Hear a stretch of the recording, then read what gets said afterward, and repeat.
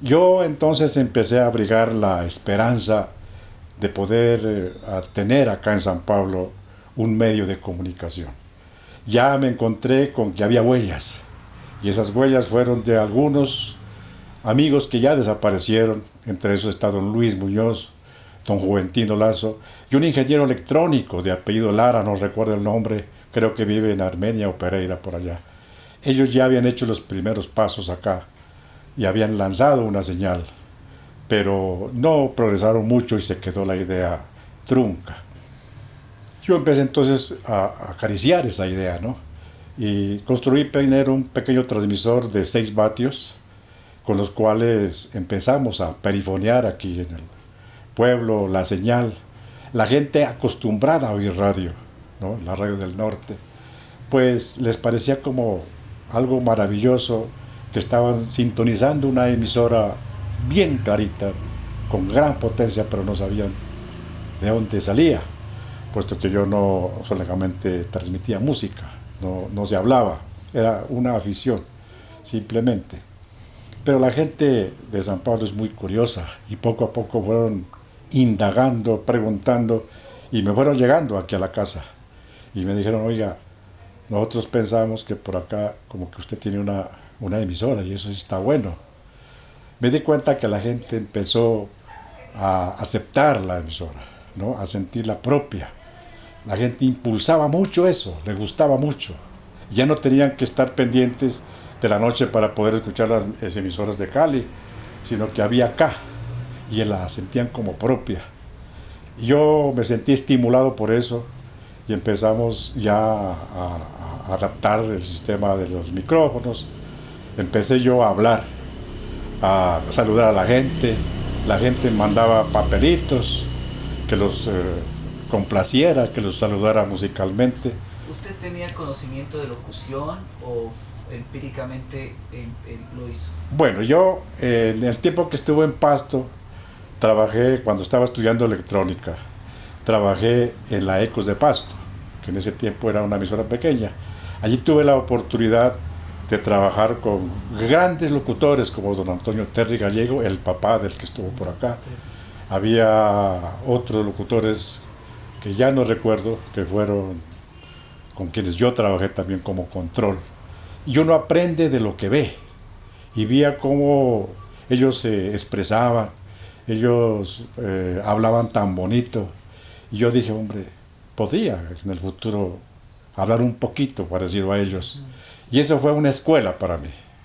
Verlos a don Antonio Terry, por ejemplo, que era un antioqueño muy bueno, un locutor deportivo, y le gustaba hacer programas de música romántica. Me gustaba mucho. Y había otro que de apellido Torres, muy bueno también. Y yo aprendí mucho de ellos y se me fue grabando. Cuando yo llegué acá, entonces,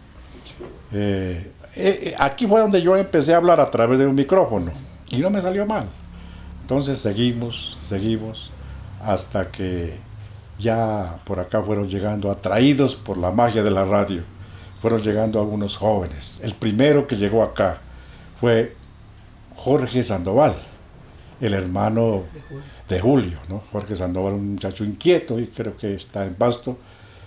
Él me dijo, don Antonio, yo quiero hablar, yo quiero saludar a mis amigos. Tenía una cantidad de amigos en el colegio y él era feliz. Y entonces acá empezamos ya a hacer programas al estilo de esa época, con la música que estaba de moda. Fue total la aceptación. Fueron poco a poco llegando otros personajes, entre eso Fernando María Inverchi Grijalva, Su papá. luego, sí, su papá, luego Julio Sandoval, porque donde estaba Fernando tenía que estar Julio. Y eran peladitos, muchachos. Francamente, yo decía, sí podrán, pero escuchándolos me di cuenta que tenían mucha madera, que se podría hacer radio con ellos y empezamos a hacer programas. Ya a ellos les gustaba mucho la salsa, esa salsa romántica que tan bonita se escuchaba. Fueron llegando otros más, Paulito Muñoz también estuvo por acá, otros muchachos, un muchacho de Palmira, bueno, y así por el estilo. Fueron muchos los que desfilaron por acá y así se fue desarrollando la radio en nuestro medio. Pero había algo que yo tenía que respetar, y era la cuestión del Ministerio de Comunicaciones. Era muy difícil hacer radio si se estaba ocupando un espacio en el espectro electromagnético que es propiedad del Estado, y había que respetar eso porque pues el día menos pensado la iban a catalogar como emisora clandestina, y eso sí era problema en esa época. ¿En qué año?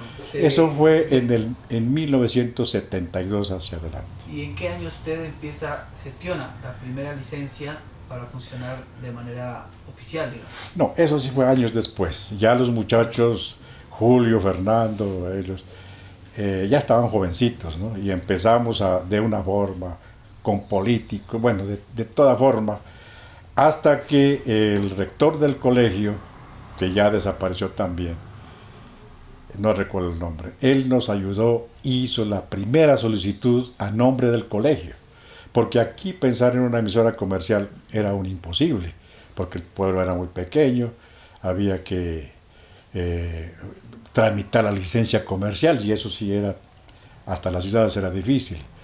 Sin embargo, él hizo la solicitud a nombre del colegio y llegaron las normas del ministerio, y ahí sí quedamos sin saber por dónde coger porque las normas eran muy estrictas. San Pablo tenía que tener en ese tiempo 22.000 habitantes para tener derecho a una emisora comercial, ¿no? Por un tiempo determinado, y si no se cumplía con los deberes ante el ministerio, pues la eliminaban. Entonces era muy difícil. De todas maneras, así como pirata seguimos trabajando. Ahí nació su papá como locutor deportivo, que fue muy bueno y sigue siéndolo, y Julio se desempeñó como un comentarista. Poco a poco fue cogiendo experiencia, y ahora ustedes lo pueden escuchar, ambos son excelentes. Otros amigos que se desarrollaron como locutores, presentadores de música, programas de diferentes tipos. Así se fue desarrollando, pero seguía el problema del ministerio, y bueno, a mí muchas veces tuve que presentarme a la policía, porque ya me solicitaban a la policía por tener una emisora sin permiso, y uno poco a poco se va cansando. Yo les dije a los muchachos, mejor paremos para ver qué podemos hacer, para podernos legalizar. Pues ya fue pasando el tiempo.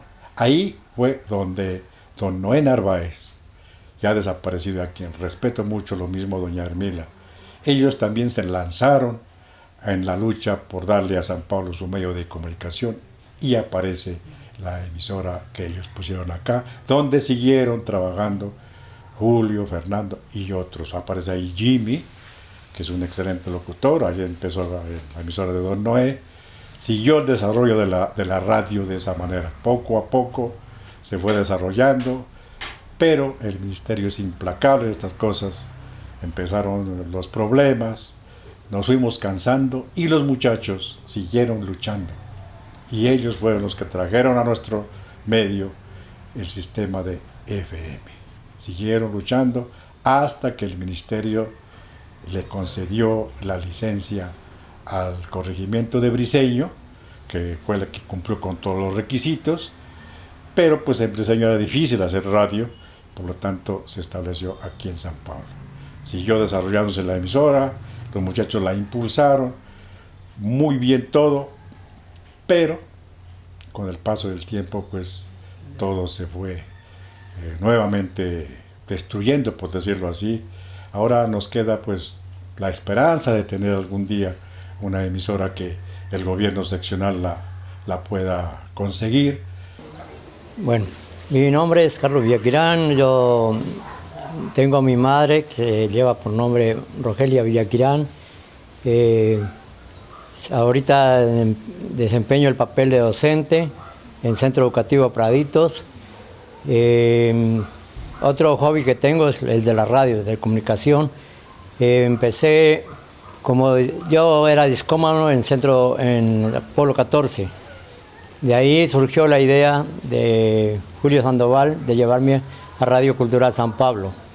De ahí aprendí a manejar los controles, que era una consola de tubos, que el gerente era don Antonio Martínez Estrada, actual jefe de nosotros, que el patrón de nosotros, que nos impulsó a llevar la comunicación en San Pablo.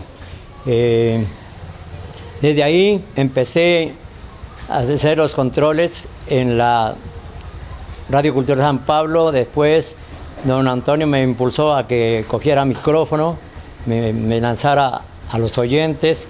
Y de ahí yo ya fui aprendiendo en la Radio Cultural San Pablo a dar la hora, los intérpretes de cada tema musical.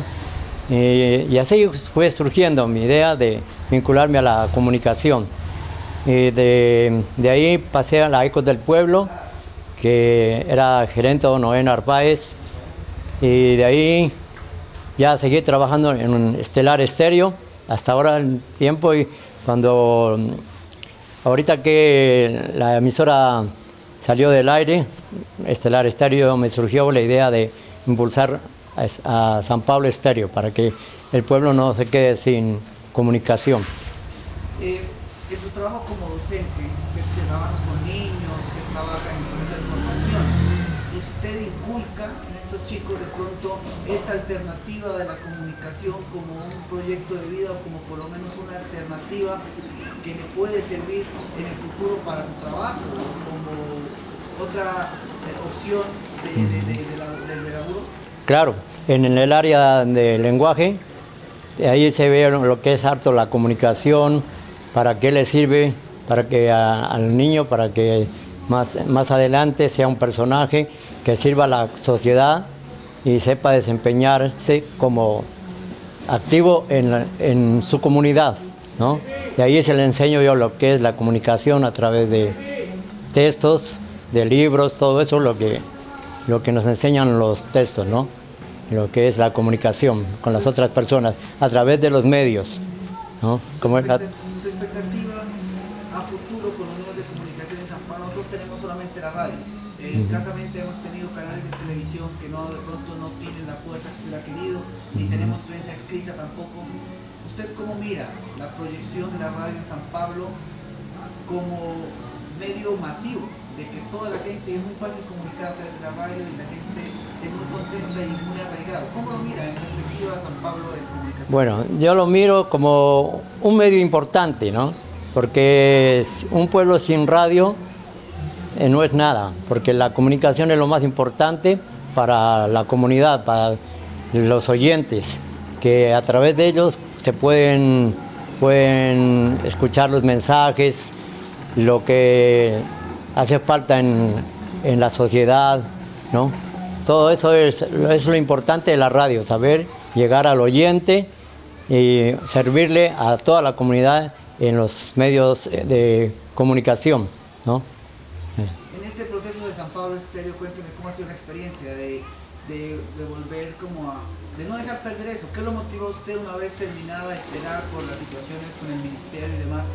¿Qué lo motivó a usted a coger los equipos y a hacer San Pablo Estéreo? Bueno, como a mí siempre me ha gustado lo que es la radio, y hoy me dio la idea de sacar un transmisorcito pequeñito de 7 vatios, ¿no? Pero me lo tuve aquí en mi casa, ¿no? Y de ahí lo fui impulsando. Empecé yo solo, trabajándolo, pero colocando así nomás, programación musical nomás. Y de ahí ya le mandé el sonido a través de el Real Audio y empecé así. Y después ya que la escucharon unos compañeros, por ejemplo Giovanni, los compañeros del Estelar, ¿no? Ellos se vincularon, me decían que se les podía dar un espacio, le dije con mucho gusto, son bienvenidos, que la radio debe ser unida, ¿no? Bueno, cuando llegó, yo estaba en la emisora, llegó el padre Harold, que era el que manejaba la parroquia de Briceño, y me dijo, esto es mío. Le dije, qué pena padre, le dije, eso no es suyo, le dije, suya es la licencia, mas no los equipos son nuestros, trabajo de nosotros. Dijo, no, esto es mío, dijo así. Y bueno, él salió todo enfurecido, ¿qué vamos a hacer? Eso como experiencia, como fue cuando al principio. La segunda experiencia en la radio fue cuando, pues con tantos problemas que tuvimos, y algo más me olvidaba, resulta que cuando don Antonio, la emisora se llamaba Radio Esmeralda, así fue el primer nombre de la emisora, era una emisora local nomás. cuando don Antonio supo por A o por B que había problemas de transmisión, llamó a un profesor de la normal o de la Cruz, que también tenían emisora, pero ya se había licenciado. Entonces él sugirió que le cambiáramos el nombre a la emisora. Entonces nació el nombre de Radio Cultural San Pablo. Con ese nombre seguimos laborando. Luego que se acabó todo eso, pues ya se desparramaron todos. Comenzó don Noé haciendo un transmisor que él lo llamó La Ecos del Pueblo. Allá estuvimos trabajando muchos años con él, haciendo los turnos. Bueno, eso era divino trabajar allá.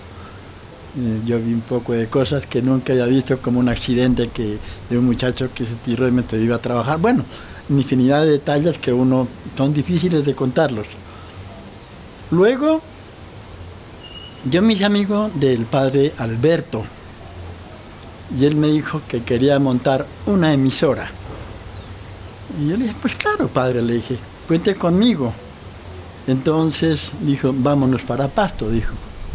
Y nos fuimos a Pasto y compramos lo necesario para el equipo, ya que don Noé nos vendía el transmisor, que lo montamos aquí, en ese pedacito allí. La emisora funcionó aquí en mi casa, se llamaba Sintonía 2000. Luego de eso, don Noé pues dijo que eso era de él, pero de él era únicamente el transmisor. Pero el padre, la ilusión era montar la emisora propia. Entonces compró un transmisor grande y con antena, y desafortunadamente en esos días fue trasladado el padre Alberto a la Cruz, o yo no sé a dónde. Llegó el padre José Leví. Él me dio la pata para que me fuera a Bogotá a traer la antena, y que de allá despachaban el transmisor, y así fue. Yo traje la antena, que era bastante grande. El equipo, pues además, era como el tamaño de una nevera de las grandes. Eso no lo podía traer yo, lo mandaron por correo. Pero desafortunadamente, como digo, el equipo llegó en malas condiciones. Don Noé siguió manejando los equipos y también se acabó la emisora. Luego, pues, tuve que suspender el servicio de radio, no porque no me gustaba, sino porque pues la enfermedad de mi esposa, tantos problemas que se me presentaron. Y sin embargo, como experiencias vividas, manejé con discos, manejé con casetes, después con CDs y ahora con memorias, trabajando en la nueva emisora. Es una experiencia que he vivido muy bonita. Me gusta la radio, nací para la radio también, aunque soy educador, soy docente, ahorita soy pensionado, estoy descansando y por eso hago más por hacer radio, por permanecer con mi comunidad, porque lo que hago en radio no es poner música únicamente, lo que hago es educar a la comunidad, recordarles cómo fue el viejo San Pablo, cómo eran las tradiciones, cómo eran las costumbres de muchas familias, que hoy día ya es totalmente el 100% diferentes. Ya no se respetan los amigos, ni las amistades, ni nada. Y antiguamente era muy bonito el trato que se hacía con las personas y especialmente con las damas. Entonces, pues yo a ti, Ferchito, muchísimas gracias por esta invitación que me has hecho, y a ustedes, don Raúl, por ese esfuerzo que han hecho conmigo.